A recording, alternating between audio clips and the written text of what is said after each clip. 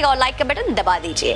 क्या आप जानते हैं कि भारत को सोने की चिड़िया बनाने वाला असली राजा कौन था? Any guess? कौन था वो राजा जिसके राजगद्दी पर बैठने के बाद उनके श्रीमुख से देववाणी ही निकलती थी और देववाणी से न्याय होता था? कौन था वो राजा?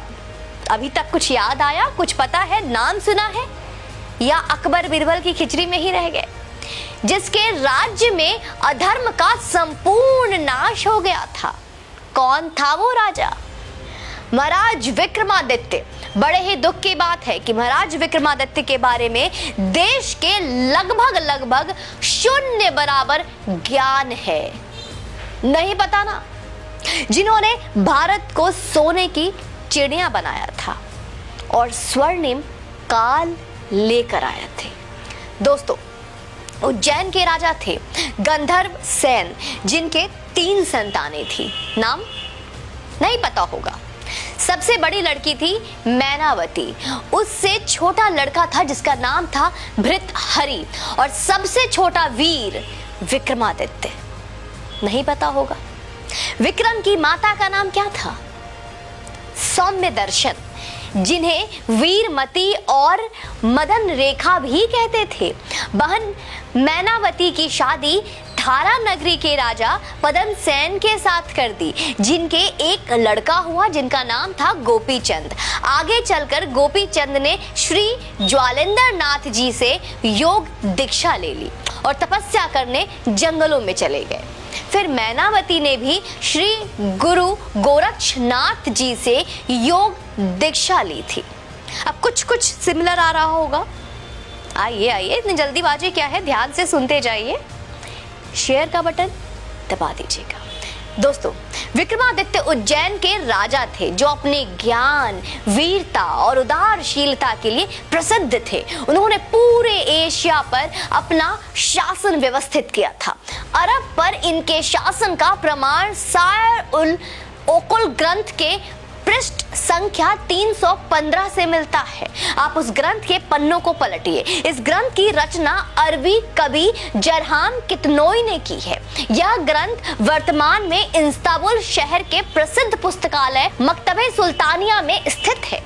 सम्राट विक्रमादित्य ने शकों को पराजित किया था। उनके पराक्रम को देखकर ही उन्हें महान सम्राट कहा गया और उनके नाम की उपाधि कुल 14 भारतीय राजाओं को दी गई। उपाधि समझते हैं आप? विक्रमादित्य की उपाधि भारतीय इतिहास में बाद के कई अन्य राजाओं ने प्राप्त की थी, जिनमें गुप्त सम्राट चंद्रगुप्त द्वितीय और सम्राट हेमचंद्र विक्रमादित्य, जो हेमू के नाम से प्रसिद्ध थे, उल्लेखनीय है। विक्रमादित्य के पूरे दरबार में नवरत्न रहते थे। कहना चाहिए कि 9 रत्नों रखने की परंपरा का प्रारंभ भी उन्होंने ही किया था। दोस्तों, उनके अनुसरण करते हुए कृष्णदेव राय और अकबर भी नवरत्न रखे थे। सम्राट अशोक के दरबार में भी नवरत्न रखे थे। विक्रमादित्य के नवरत्नों का नाम जानते हैं आप? आइए। नंबर 1 धन्वंतरी, नंबर 2 छिपाका, नंबर 3 अमर सिन्हा, नंबर 4 शंकु, 5 बेताल भट्ट, 6 घट कारपारा, 7 कालिदासा, 8 वारामिहिर और 9 वरुचि। महाकवि कालिदास की पुस्तक ज्योतिर्विद भरण के अनुसार उनके पास 30 मिलियन सैनिकों, 100 मिलियन विभिन्न वाहनों और 25,000 हाथी और 400,000 समुद्री जहाजों की एक सेना थी। दोस्तों, कहते हैं कि उन्होंने ही विश्व में सर्वप्रथम 1700 मील की विश्व की सबसे लंबी सड़क बनाई थी, जिसके चलते विश्व व्यापार सुगम हो चला था। आसान, बहुत इजी। आज ये देश और यहाँ की संस्कृति केवल विक्रमादित्य के कारण अस्तित्व में है। इस बारे में ज्ञात है आप? अशोक मौर्य ने बौद्ध धर्म अपना लिया था। शायद ये इतिहास के किताबों में भी पढ़ाया गया था और बौद्ध धर्म बनकर 25 साल राज किया था। भारत में तब सनातन धर्म लगभग समाप्ति पर आ गया था। दोस्तों, जी हाँ, आप बहुत चौंक रहे होंगे सुनकर कि मैं क्या कह रही हूँ। देश में बौद्ध और अन्य हो चुके थे। रामायण और महाभारत जैसे ग्रंथ खो गए थे, बिल्कुल खोने से लग गए थे। महाराज विक्रम ने ही पुनः उनकी खोज करवाकर उसे स्थापित किया। विष्णु और शिव जी के मंदिर बनवाए और सनातन धर्म की फिर से संरक्षण किया, बचाया। विक्रमादित्य के 9 रत्नों में से एक कालिदास ने अभिज्ञान शाकुंतलम लिखा। अभिज्ञान शाकुंतलम का नाम शायद कुछ सनातनियों ने पहले भी सुन रखा होगा, जिसमें भारत का इतिहास है। अन्यथा भारत का इतिहास कहा क्या मित्रों? हम भगवान कृष्ण राम को ही खो चुके थे। हमारे ग्रंथ ही भारत में खोने के कगार पर आ गए थे। बहुत चौंकाने वाली बात बता रही हूं मैं आपको।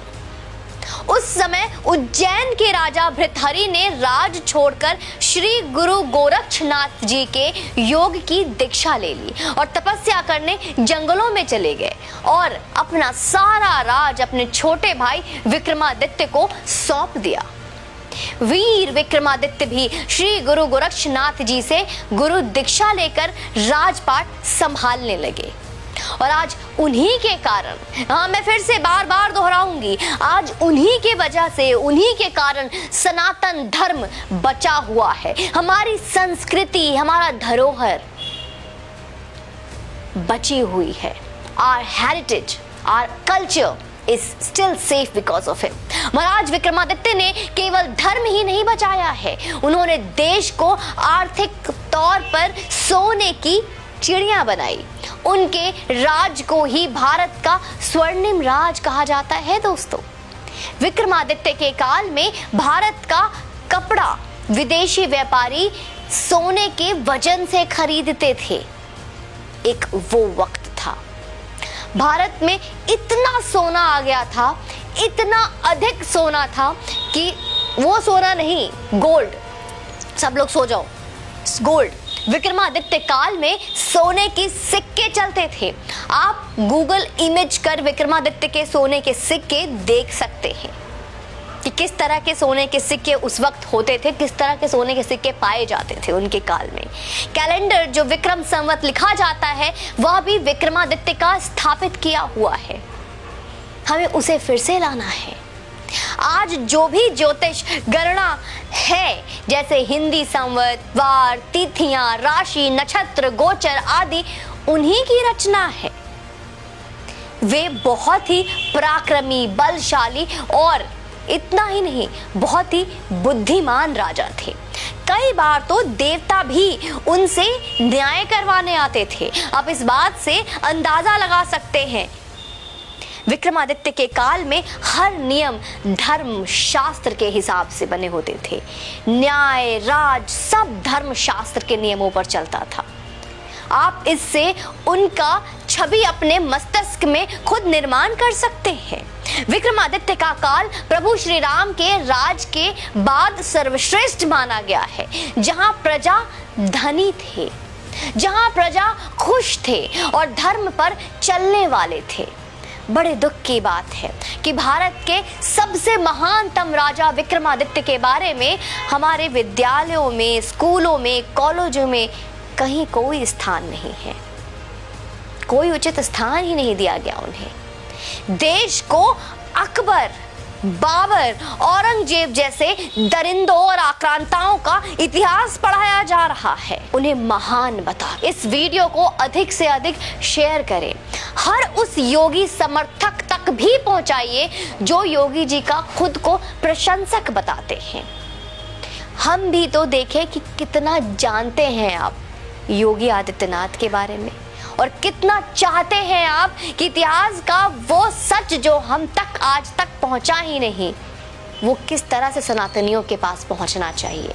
उसकी कोशिश, उसका प्रयास अब आपको करना पड़ेगा। मैं, हमारी पूरी टीम कोशिश करती है ऐसे कई सच को उजागर करने की जिनके बारे में आपने ना पढ़ा ना आपको बताया गया, जिन्हें हमेशा गुप्त और अंधेरे में गुम करने का प्रयास किया गया। आपसे निवेदन करूंगी कि आप इस वीडियो को शेयर अवश्य करें, लोगों तक अवश्य इस वीडियो को पहुंचाएं और अपनी क्षमता, अपने योग्य के अनुसार अपने प्रसन्नता के अनुसार जितना भी आप समर्थन हमें करेंगे, हमारी टीम की मनोबल और दोगुनी होगी और अच्छा काम करेंगे। आप चैनल पे यूं ही बने रहें और अपना समर्थन देते रहें। जय हिंद, वंदे मातरम।